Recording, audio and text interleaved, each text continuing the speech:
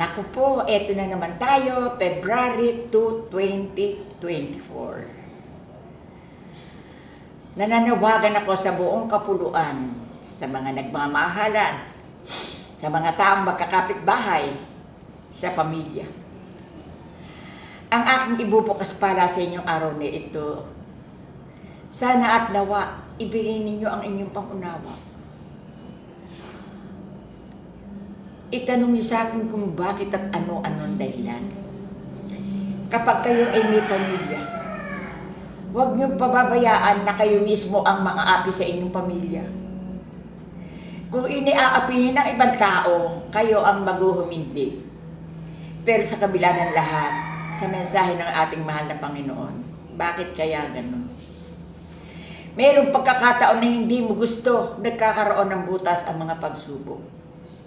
Kaya kung ako man ay nakaharap niyo sa araw na ito, laging gagamitin niyo ang lawak at pangunawa. Lagi kayong lalagay sa matahimik, hindi sa magusot. Sa kadahilan, pag kayo ay napunta sa magusot, nandidiyan ang napakalaking problema. Habang araw ay hindi kaya lulunin. Kaya kung may nagkakasalaman sa inyo, ang tangi kong masasabi, gamitin niyo ng diplomasya. Na sabihin niyo na sa sarili niyo, hindi nila naaabot ang damdaming makatao. Kaya kung itinarinig niyo sa St. Joseph Chapel, Barangay Tabi-Ginto, Bulacan, iba't ibang putahe ang aking inaahin sa inyo sa araw-araw. Hindi na muna natin pag-uusapan ang tungkol sa karamdaman dahil araw-araw na ginawa ng Diyos. Ito'y laging inaatsara. Lagi kong sinasabi, lahat naman ay narinig nyo na ang pakaliwa at pakanan. Kaya kung sino na lang ang tutungo dito, ang number 1 kong balita, kumpleto ng dadalhin, nakahanda, paniniwala, kumpleto ng budget. Hindi na pinag-uusapan dito ang mga bagay-bagay. Dahil kung baga sa baro, subok na ninyo ako. At marahil, hindi ito magtatagal, kundi ito'y pawang makatotohanan.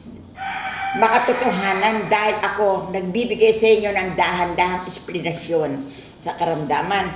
Lalo-lalo na itong aking mga natuklas na lahat pala na ito ay bakterya lamang. Lalo yung sa dugo, lalo yung sa diabetes, lalo yung tumataas sa ang creatinine, tumataas ang sugar, bakterya lamang iyan. Yung ihi ay nagbabara, hindi makatiter, hindi dialysis, hindi mabutas ang tiyan. Sa kabila ng lahat, ang ating pag-uusapan ay tungkol sa suso. Mga kababaihang katulad ko, ingatan ninyo ang suso nyo. Naririto ang aking pagbabalita na 2 beses isang buwan o 1 beses isang buwan, didiligin nyo ng halaman ang inyong punong katawan. Lalo kung kayo ay may mga katalik, naririyan na iipon ng bakterya, iyan ang naiipon. Na kung sasabihin ko sa inyo na ang ating katawan lupa, parang sasakyan, araw-araw kumakain, itong kaliwa nito, wari mo naglalagay kayo ng gasolina, naiipon yung bakterya na yon. Parang gasolina. Kapag naipon na ang gasolina dito, ando doon na, may mabubutas, may masisira ang ganire o gano'n. Kaya kung sakali man na kayo nakarating dito, eto ako, nakadipa ako sa inyo para maintindihan ninyo, hindi basta ganyan lang ang mabuhay. At ang pinaka-the best na sasabihin ko sa iyo, yung lawak ng kaisipan. Ipalimbawa, meron tao na kapamilya nyo, matigas ang ulo, laging kontra, unawain niyo yan. Sino ang magsusukli niyan? Yun ang utak niya. Kaya ngayon, basalamatan nyo at naaabot nyo ang sapat na talino na kayo nakakarating kung saan-saan na ididibuhin nyo, kaya nyo sagutin English man o Tagalog, Bisaya man o Hapon. Kaya ngayon, naririto ako sa inyo ng aking binibigay na paliwanag. The best is pangunawa. At eto, kapag ang tayo nagkasala sa inyo, sila ang magmomorde ng malaking problema, hindi kayo. Kayo, tinatawag, sinusubukan lang kayo. Huwag naman kayo parang buko na bugnusin. Kinakailangan pakilala nyo na kayo ay bilog, kayo ay buko, kayo ay makapuno, punong-puno. Kaya anong ganda ng aking pinaliwanag sa inyo sa araw na ito, na isang pag-ibig, pag-unawa ang inyong gagamitin. Bakit nga pa hindi? Darating na naman ang February 14. Ang tangi kong magsasabi sa nagmamahalan, mga nagmamahalan, huwag kayong mabibilis. Magbigay, maglawit ng inyong puri. Kasi hindi nyo alam kung ano papasukin ninyo sa inyong kakasamahin sa buhay. Mahirap naman yata na naligawan lang kayo 3 linggo, nakasabay nyo sa sasakyan, tapos naalu-alu kayo, nakalabig kayo tinalaban na kayo ng pagmamahal. Walang kwenta yan. Magpakatatag kayo. Masarap ang kayo ay matatag. At kung ang isang lalaki o isang babae magkakasama yan, yung panghabang araw, walang kwenta ang pulot-pulot pagmamahal. Walang magiging katahimikan ng inyong pamilya. Nananawagan din ako sa lahat ng dadayuhan sa ibang lugar. Naririto ako, tumayo ako sa inyo. Kayo ay nandayuhan, ipinain niyo ang buhay niyo at hirap at sakripisyo.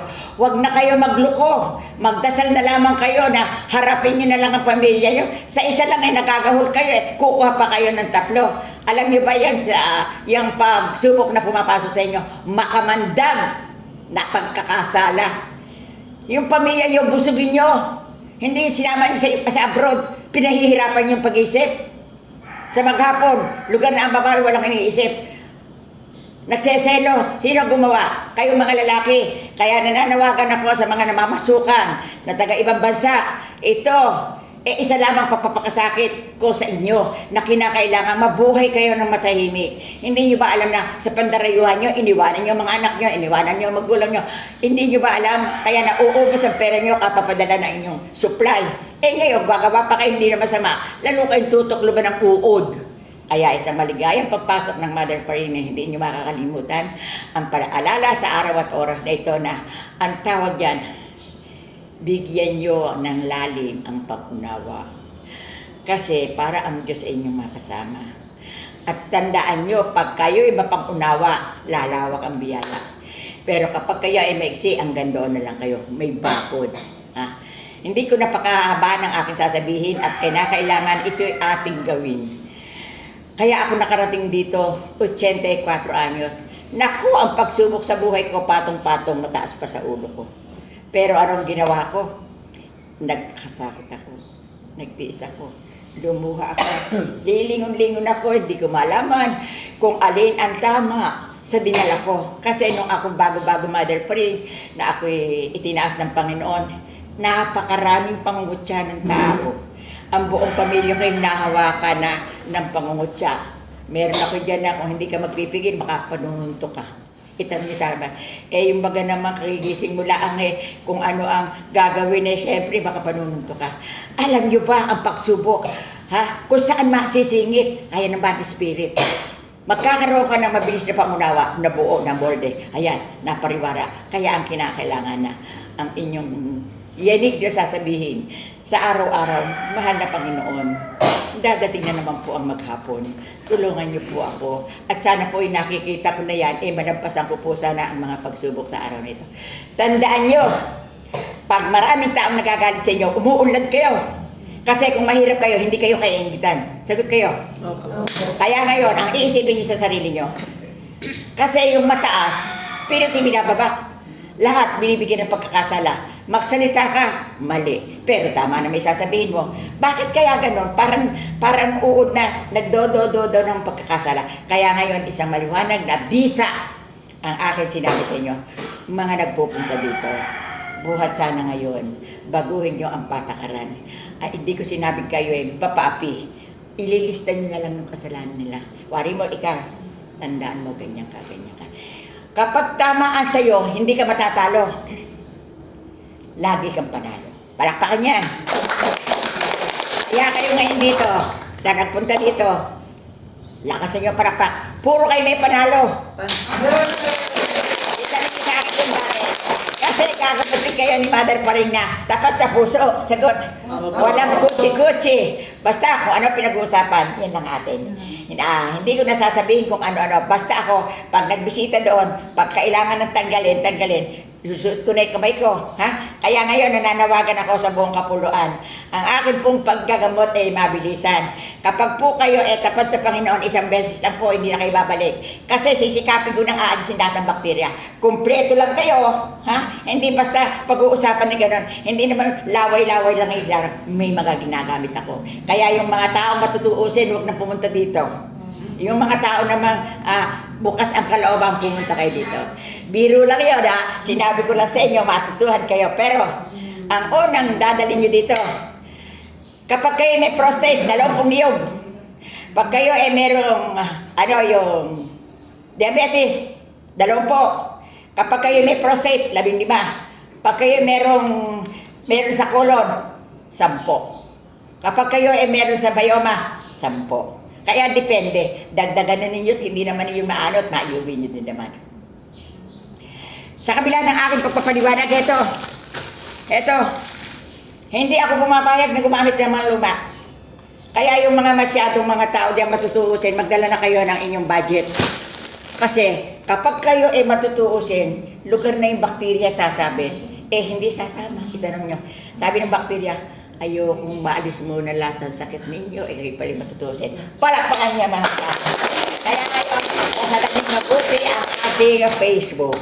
Makinig kayo. Marami kayong matututuhan. Magbabago na tayo ng daan. Hayaan natin sila na magkasala. Tayo huwag. Kasi ang impyerno, napakadilim, napakainit, kumukulog langis. Ano yung daanan na sa langit paraiso? Naku, ang daan doon, kawa-kawan. At doon yung makikita yung halaman. Hindi nyo pala alam ito pala atin ito tayo. Hindi natin alam, may second layer pala doon, pag mabuti kayo makikita nyo yun. Yung layer na yun, wari mo kayo mamamatay.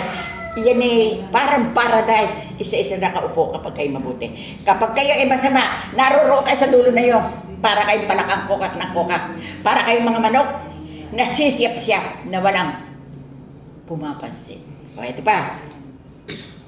Dahil naibalita ko sa inyo, kayong mga marites, huwag kayong sobra. Hihigpitan nyo ang mga bibig ninyo. Huwag nyo ipagmamalaki ibang tao. Ipagmalaki nyo yung panindigan ninyo. Kayong mga may katangian, magpakatalino kayo.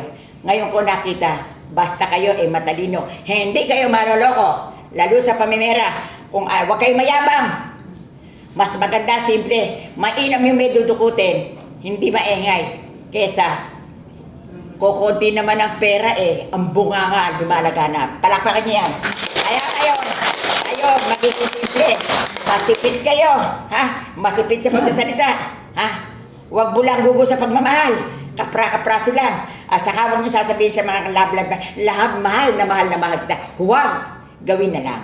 Kasi pag naman sinabi niyo love na love kita, kayo pagmamalakihan. Naintindihan niyo ba? Okay. Kaya natin na alam sa araw na ito, bumabati ako sa buong kapuluan at sana't nawa, marating natin ang tugatog ng tagumpay. Itanong niyo ulit sa akin kung bakit. Alam niyo ba ngayon, napakaraming taong lumuluha. Hindi nakakakita ang mata. Nawawala yung pinakabalong ng ugat sa loob, lalo na yung mga nagse-cellphone na madaling araw. Pagod na pagod. Hindi na makakita ang letra. Binigay sa akin ng mahal na Panginoon na yan ay may tubong ganon. Iyon yung pinakaugat. Kapag pala napundi na, kahit pa-operahan ninyo, hindi na makukuha. Alam na. Yung ugat doon nagagana, hindi na nakakaya. Kaya mga minamahal ko, kapatid, mahalin ninyo ang mata, dasalan ninyo, lalo kung kayo nasa pagsubok, ang lalapitan niyo ang Diyos. Lalo yung magpapadialysis, magdasal muna kayo. Heto lang ang langis. Kahit kayo nasa dulo ng mundo, huwag kayong matakot. Kapag kayo uminom sa 3, 5, 5, 5, tigilan nyo sa araw. 3, tigilan nyo ulit. 2, huwag kayong matakot. Ito ang nagpapababa ng bakterya, langis. Palakpakan niya mga kapatid. Sa init, sa tae, sa dugo. Lalo na sa matres. Kapag ito ay dumulas sa loob ng inyong tiyan, pilitan bababa. Yung may mga sakit sa abdo. Yung mga may mga ihing hindi bumababa, nababatak ng langis. Kaya kung ako man ay naririto na nangusap at ako'y pinagpapawisan, mariing umaga, mariing dadapit ang kabuhayan, mariing dadapit ang pagsubok, iwasan natin lahat yan. Tandaan nyo, sinabi ko sa inyo. Pag kayo, inaararo ng pagsubok, wala kayong ginagawa, ang nakikita puro samahan nyo. May pag-asa kayo, naluluwag kayo sa buhay. Kasi mataas ang antas nyo, kumbaga ba sa langgam, ayan. Ayan po. Kapag ang langgam, nakapag-ipon ng marami, nakapunso yan. Kapag walang naiba, lalagas-las lang kayo parang langgam na walang kabuluhan. Pero pag kayo may naipon, tandaan nyo, kahit saan kayo gumalaw, maganda, nakukuha, kahit dadan. Kaya sa umagang ito, tayo na kayo. Kami ay bumaatahan kayo. Bumalakapakma muna kayo. Ayun, binabati ko po ang buong kapuluan sa aking pasalubong sa February 2 na pag-ibig, pagmamahal, huwag patangay sa pagsubok. Yung mga nanunubok na yon, sila na lang yon. Kasi kapag basura, layuan nyo. Kasi pag uod, sindihan ninyo. Kaya huwag kayong pasusubo. Bumabati po ang inyong Mother Paring sa lahat ng nagmamahal sa Facebook, nag-aabang. Heto po ang aking bariing paliwanag na isang magandang pagsalubong sa puso. Kasi po, ang laman ng ating puso, ganito. Ang puso po natin ay isang pinkasyon. Nakaturok po lahat doon, nakatanim lahat doon ang dumi. Ngayon sa araw na ito, ang ginawa po ng Mother Paring, yan nakatusok sa puso na kung ano-ano, bunutin po natin lahat yan, ispili, ganyan. Itapon po natin. Ang ibig po sabihin ni Mother Paring, inoperahan ni Mother Paring ang sakit ng puso sa loob. Kaya po maganda ang salubong ko, burahin na po natin at maglandas tayo ng panibago. Gamitin po natin ang daigdig ng pangunawa sa mga tao. Lalo-lalo na yung mga nasa pwesto, kumakaryo na naman ngayon. Nagkakaryuan, nag-iisa-isa naman. Hindi ko kayo pinagsasabihan kayo'y mabubuti. Hindi ko naman sinabi na kayo'y masasama. Magpakatao lamang sana kayo. Ayusin nyo ang intensyon ninyo sa inyong papasukin. Maraming pong salamat at kami pumapalakpak. Babay na lang po sa inyo. Babay na inyo. Salamat po. Hindi kayo binigyan ng kandila. What is the picture on